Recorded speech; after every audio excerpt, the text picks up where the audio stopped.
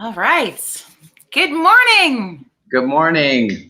How are you? I like to just give people a minute to grab their coffees to join us so we get to, and then I'm thinking I got looking around Brent just as we went live and I'm like, I didn't grab a coffee. I had one and now it's gone. What was I thinking? I try to always save one just for coffee club, but I've been running around today Right. and so there it goes, but Good. it's all good. I suppose what time, like what's the time difference? Do you want to do We're on the same time. We're Mountain Standard Time here. Oh, well, that works. Yeah. And I'm in Mazatlan, Mexico, and you're in High River, Alberta. Yeah, which I think normally I would feel a whole heck of a lot more jealous, except that today in High River, it is a beautiful, beautiful day. Like it's sunny and it's gorgeous, and we're sitting at 22 Celsius. Like it's a beautiful day here. That's perfect. That's perfect. So I guess that will help from me projecting my jealousy onto you that you're in a beautiful tropical destination and I'm in High River. But yeah, well, during the summer time here, it's almost it definitely is too warm. It can be uncomfortable at times. You gotta have some air and a pool close by to keep it comfortable. So yeah, like last week there was one day it was plus 48 with the real feel Celsius. So it goes down to about 90 or something at night to Fahrenheit. So it's warm. Yeah. But only another 6 weeks of that left. Only another 6 weeks. Well, we welcome you, Brent McAthey, to our virtual coffee club. We do Fun Fridays where we like to bring a guest on and introduce people to cool people in my life. So I was really excited to have a conversation with you. And good morning, Ross. Hey, buddy. Yep, that's awesome. So feel free to post in the comments as you join us for coffee this morning and pretend that Brent and I are drinking coffee because we're not actually drinking coffee today. It's weird. But please say hello, post a comment, share some love as we connect. And if people are not familiar with this fine man that is on Coffee Club with me today, Brent is a country music artist, a singer-songwriter, originally from Alberta. And that's how we know each other. But these days, as you were kind of talking about earlier, you spend your time in Mazatlan, Mexico. Yeah. How did that come about? Well, I first went to Mexico when I was 15 with a buddy of mine and his parents, and I just fell in love with the country and the people, and I spent 11 winters down in Puerto Vallarta, and then I met Mr. Dick Dameron, my musical mentor, and he spent a lot of time, all the winters in Mazatlan, and he said one time to me at a Canadian Country Music Awards week, he said, why don't you come see me in Mazatlan? And I did one year, and that was in 1993, and I've been back every year since, and I've been living here full-time for about 15 years. And I come back in the summer and usually play the Stampede, but that didn't happen this year, so I didn't get back there. So this is my first time not coming back in the summer forever. And so then you're forced to really experience the hotness of Mexico. Sure. And that we usually avoid as Canadians. Yeah. That's right. And with the COVID thing, you're kind of stuck inside and not doing too much. So I've been the good thing about it is that my creative juices started flowing, and I've written about 4 songs since the COVID thing started, and recorded them, and with the technology, just like today here, where we can talk and stuff, I was able to write the songs and send them up to my producer John Thiel in Calgary, and the wonderful musicians that I work with there put stuff together, and I was sending stuff back and forth and did my vocal down here, and next thing you know, we got some new records. You So can put some songs together. Unreal. Like, yeah, I wonder, I always would think, like, if you could go back in time for a moment and talk to, like, the greats that sort of paved the way for us in the music industry and how they used to produce records, say 30, 40, 50 years ago, to say to them, one day you're going to be able to be alone and make a record with people all over the world. Like, yeah, I think they would have thought we were crazy. I know. It's just, I mean, there's pros and cons to the technology, but that is definitely one of the pros for sure. Yeah. Absolutely. And yeah, and then we get to have coffee together while you're far away. But I'm saying, like, we got to make it happen that I get to come we have a coffee chat in Mazatlan. That's Well, the goal for me. I hope you do that. I would love to have you come down.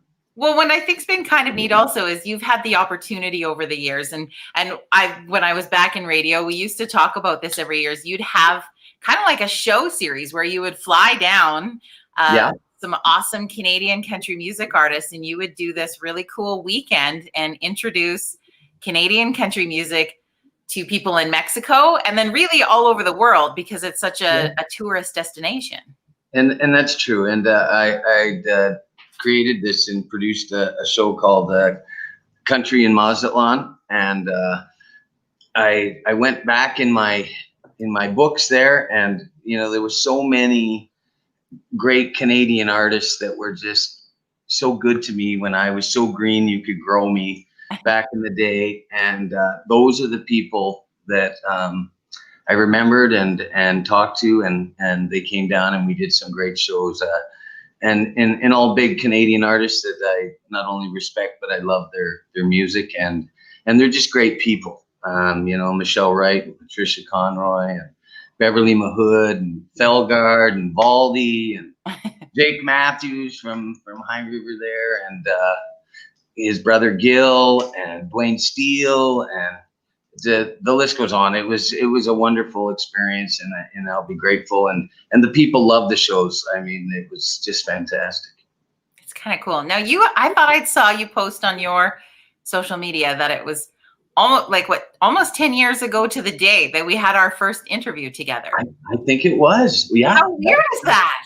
I don't know. I started trying to remember exactly when it was, and I was sure grateful. And I think we played one of my new records back then. And so thank you again for that. And thank you for having me today. Yeah. Well, and I love when we can mark milestones like that. But then I was like, really? Like, did we age 10 years just like that? Like, I know. I think I probably had hair back then, too. No, you really didn't. So you're I didn't. Okay. All right. Oh, hi, Joanne. She says she really enjoys the music when she comes to Mazatlan, too. Oh, great. Thank you, Joanne. And I don't know if Joanne's talking about one of those concerts or the shows that I've done now. I have a show called Brenster's Beach Bash, and it's every Tuesday from November to the end of April, and it's turned into something real special. And we have a few special guests on that show too. I've been doing them as surprise guests, but it's turned into something that a lot of people plan their trips around, and that really makes me feel good to get people to come to Mazatlan. Who wouldn't want to? That's just you're just the added bonus of the visit, my friend. Cool. So the nickname Brenster, you've had that forever. Where did that come from? I have had that forever, and some buddies of mine kind of gave me that nickname probably when I was 17 or 18.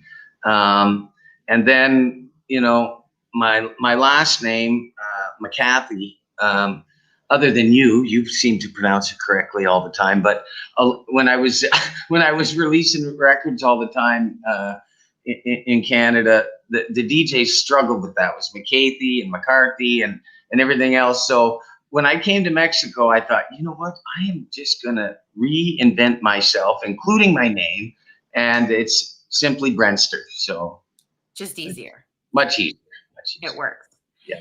Now, from what I understand too, you have sort of a unique, I don't know if I want to call it a persona.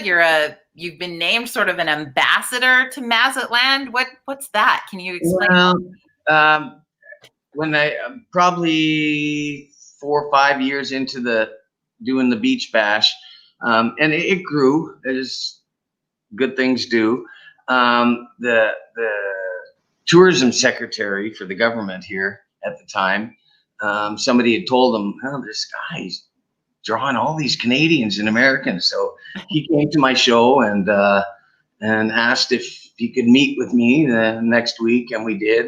And the government and the tourism board and the hotel association got together, and we had some meetings, and they were wonderful, helping support the country and Mazatlan show and bringing Canadian artists in.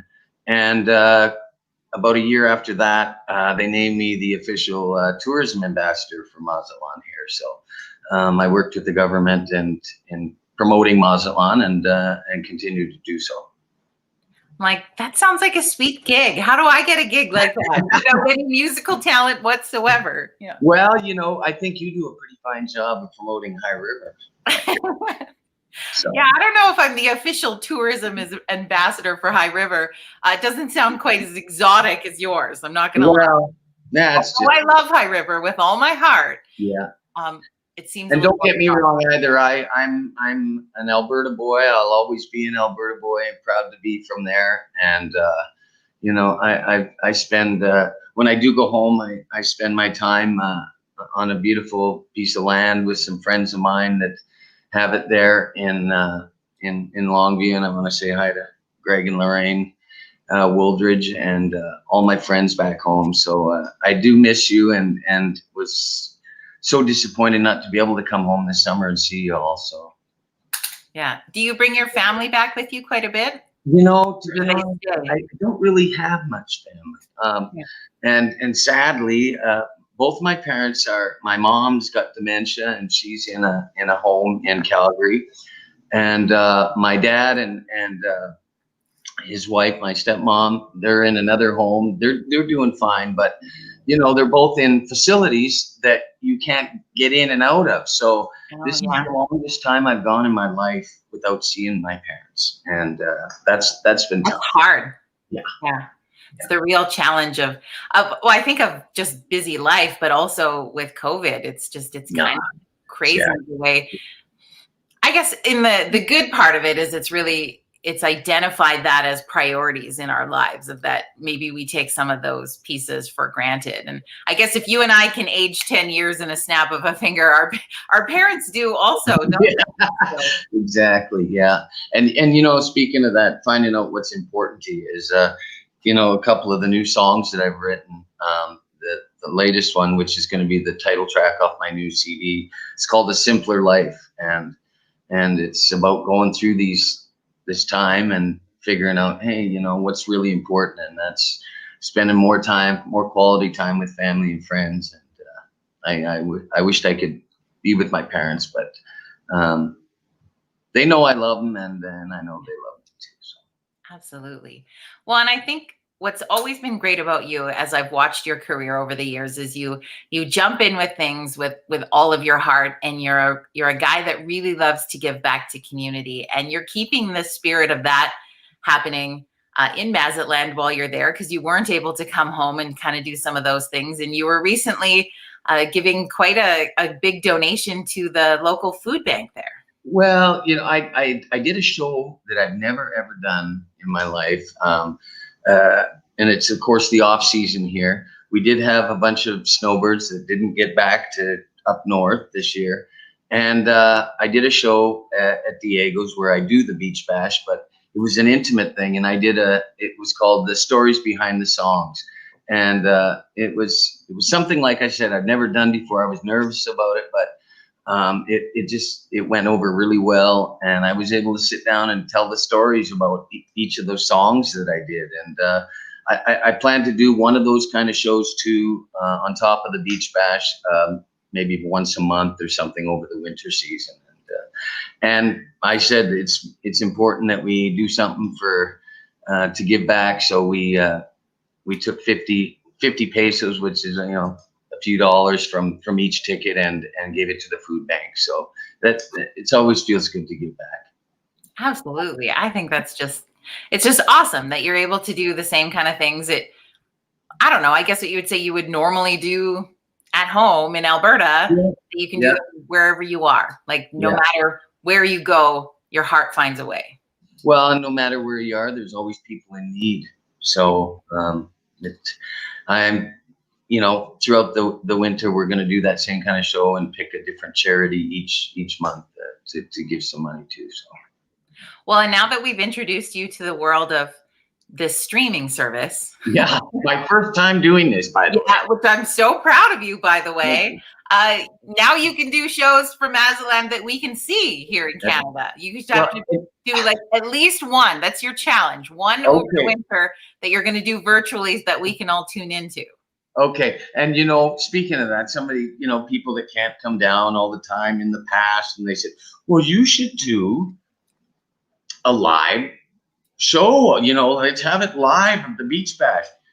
And there was some people said, we don't want people knowing what we're doing down here and how crazy we're getting and drunk. And so anyway, but you're right. I'm planning to do something like that over the winter. Maybe I'll do one of the stories behind the song show. I was just going to say that. I was it's a little more intimate and it'll be fun. Set up out by the pool so we can have that sort of tropical experience with you, and we can hear the stories behind the songs. It'll be great. I can help you. I'd appreciate it. We'll circle back the wagons on this idea later. You could MC it and host it. Yeah, that's what I'm saying. We can make this happen. This is the fun part of the podcast and the virtual coffee club is we tend to generate really cool ideas as we get just blabbing. So for sure, I'd love that. Welcome to the generator. Thank you. So tell me about the new song. You released it just like in the last couple of weeks. Well, actually, the single that I first wrote when COVID started is called "It Ain't Always Paradise in Paradise," and we shot a video for that too, and it's on YouTube and my Brenster's Beach Bash Facebook page. And I released it in Canada, but I also released it to 26 countries around the world, 800 stations. And I'm happy to tell you that last month that song was number 8 on the international country singles chart in the world. So even though you don't hear it a lot, I've had some great support from some stations in Canada that have supported me from the beginning, and they played it. But people say, well, I didn't hear it on the radio in Canada. And I said, well, there's more radio stations than just in Canada. So that felt pretty good to do that. So it's still climbing, and then I'm looking forward to releasing my next single, A Simpler Life, sometime in I don't know, the fall probably, when that singles run its life. So can people download that like wherever they download their songs? And as I was just telling you before we went on air, I've got all my stuff that's going to be available on especially the new album, probably about the middle of October, on Spotify and iTunes and all that stuff. So any and all the streaming live, or not live, but the music streaming sites, you can get my stuff now. So, and it's probably under Brent McAthey as opposed to Brenster, because it was very confusing registering that stuff because they SOCAN and all the royalty things have to be under my real name for songwriting. So I'm looking forward to getting that new single out there too. Well, that's really good. I love that. I think it's fantastic. What's your favorite thing about being in Mazaland? Well, my favorite thing about here are the people. The Mexican people are just great people, and of course, having all the snowbirds come down here, we have a wonderful community of Americans and Canadians that come and spend the winter or live here full time. And and of course the sunshine and the beautiful weather, it's that helps. The ocean, all that. Yeah, it's I haven't been one for being cold in my life. I like it when to be warm. So this is my home now. So. Yeah, that's really cool.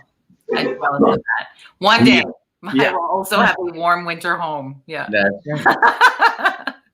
right. We can dream big here in the virtual coffee club. Yeah. Well, I've got a sign in my bedroom, a sticker that I put on the wall, and it says "Dream Big," and I see that every night before I go to sleep. And I'm one of the biggest dreamers that there are. But if you have a dream and you work hard at it and have a vision, as we talked about earlier, anything is possible. So, are you fairly fluent in Spanish now? Embarrassingly enough, I'm not. Can you read what this comment means? No, I'm sure it says agua chile. Agua chile. Yeah. Yeah. Well, I know agua is water. Yeah. I don't know. Liz is one of our Mexican Canadians that lives in High River. Okay. So I told him to come check you out. Fauna says we should probably do a beach bash, Jody. Yeah. Yeah. Fauna and I are coming to Mazatlan. You should. That will definitely be a what happens in Mazatlan stays in Mazatlan. That's right. I do that song too. And at the end of that song, that Toby song that I do, I say, well, what happens in Mazatlan stays in Mazatlan and Facebook. And a little bit online. Yeah, and a little online. Oh my gosh. I can't believe we've already chatted for 20 minutes. Doesn't that go by so fast? It's wonderful. We're going to have to do this more often so we can keep up with all the cool things you're doing down there. Well, I'd love that. And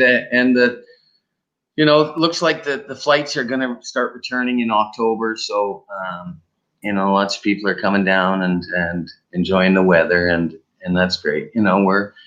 Things here are pretty good. People are, on the most part, respecting the social distancing and wearing a mask and things like that. So it's a different and difficult time, but we all get hard for a country and communities that rely on tourism dollars when tourism is completely halted. I've thought a lot about countries like Mexico and many other destinations where what happens for those countries, Yeah, well, and it's the same as my show. We're having I just had a big meeting yesterday about what kind of capacity that we can have so that everybody is safe.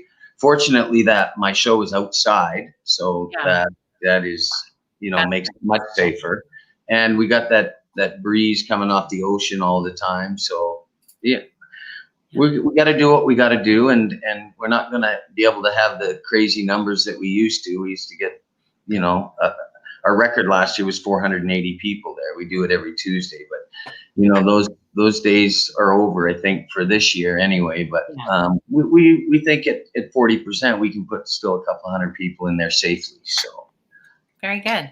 Yeah. Well, Liz says agua chile is a yummy Mazatlan recipe. Oh. Well, I have to see if you can find that, I guess. That on me for not knowing that. Maybe you call it something else, maybe we do. Water chili. Chili water sounds kind of gross. Right. I'm not gonna lie, but whatever. Yeah. That's right.